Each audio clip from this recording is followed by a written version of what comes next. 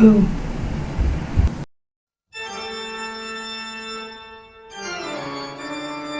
Yes, I'm now officially back from my hiatus, just in time for Halloween.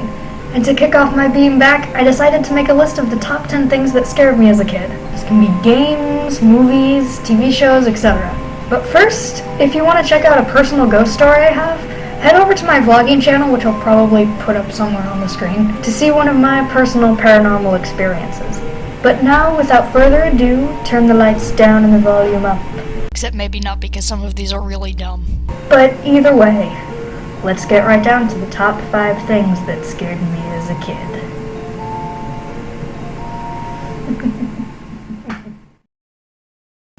Down to reckoning, your dreams become the sickening. You thought you were alone. No, the mind controls the thought you shine.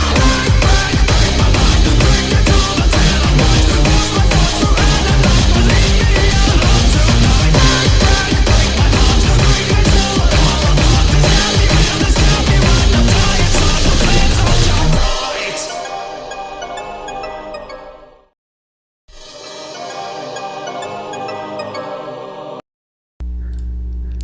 The Whale from Nims Island. This first one is from a little 2008 film called Nims Island, about a girl named Nim who lives on an island alone with her father. It got a rather lackluster reception, but honestly I thought it was pretty good.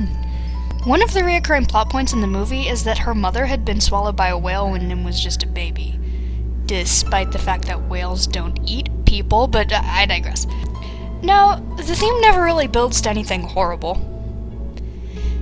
In the final cut, that is. Now, unfortunately, I wasn't able to find footage for this one because it is technically a deleted scene. But it's still horrifying nonetheless. The deleted scene on the movie's DVD shows a whale chandelier that hangs above Nim's bed as a full-sized whale coming to swallow the 2 sinking leads in the climax. Everything about it, the music, the visuals, the framing just got to me. Drowning is a scary enough concept on its own.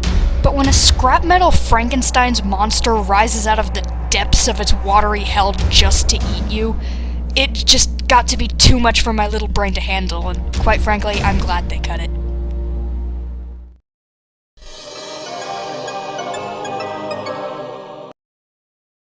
Just like this! Who Framed Roger Rabbit? Now, I know I'm not alone on this one.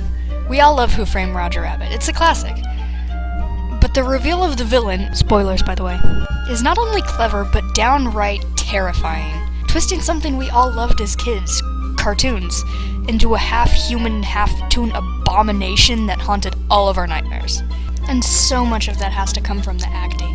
I mean, can you imagine anyone other than Christopher Lloyd playing this part? Not just stay tuned! Jesus Christ, how do you even do that with your voice? What really is there to say besides Judge Doom's shrill voice will forever be burned into all of our minds? Also, I just noticed that Judge Doom totally looks like that wormy guy from Raiders of the Lost Ark. Or maybe that's just me. Okay, maybe that's just me.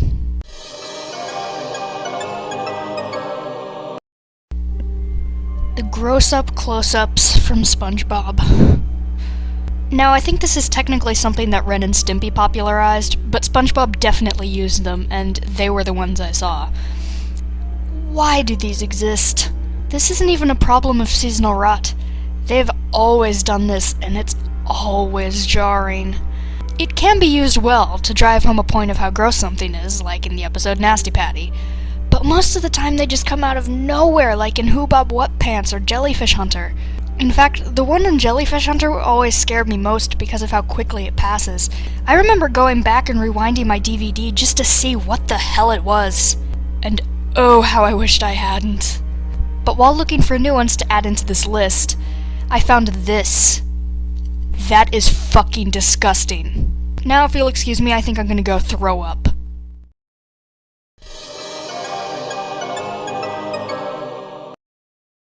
Now, originally I was going to put Large Marge from Pee-wee's Big Adventure in this spot, and while she is scary, it's kinda cliche, and on top of that, I mentioned in my original script that she was my first jump scare, when actually, that's not true.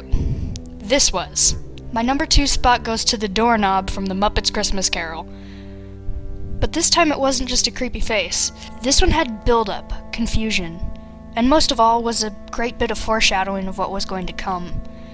And on top of that, it screams at you. Not laugh or... but screams at you. You can't even really tell what kind of scream it is. What does it want? Is it angry? You can't really tell. In that moment, we don't know, which makes it so much worse. Hey,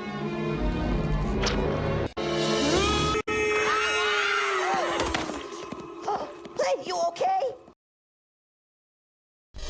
And the number one thing that scared me when I was little is... that fucking dream from Shrek 3. You know, dream sequences have always freaked me out. And to this day, they still kinda do. They're always so surreal, and you're never quite sure what's gonna happen. So, I'm genuinely curious whether any other kids besides me got freaked out by this. Now, I doubt anyone will argue with me when I say that Shrek the Third was a pretty shitty movie. But whatever I had expected from it at the time, it was not this. The dream sequence when Shrek finds out Fiona is pregnant is just... ah! This one legitimately haunted my dream for months. I'm not even joking. As an 8-year-old kid, it was just too much for me to take. I mean, just look at it! Oh! Donkey! Donkey! Wake up! Dada! What the fuck? Dear DreamWorks, I don't care if you take LSD breaks when you make your movies. My one request? Please leave me out of it! Sincerely, a very scared child.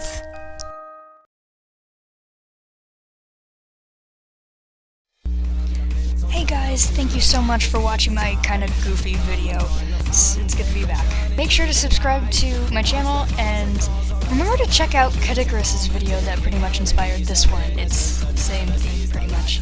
And please remember to head over to DA Games' channel, who made the song I used for my opening. So, thank you guys so much for watching all the way through. And remember to have a very spooky and happy Halloween.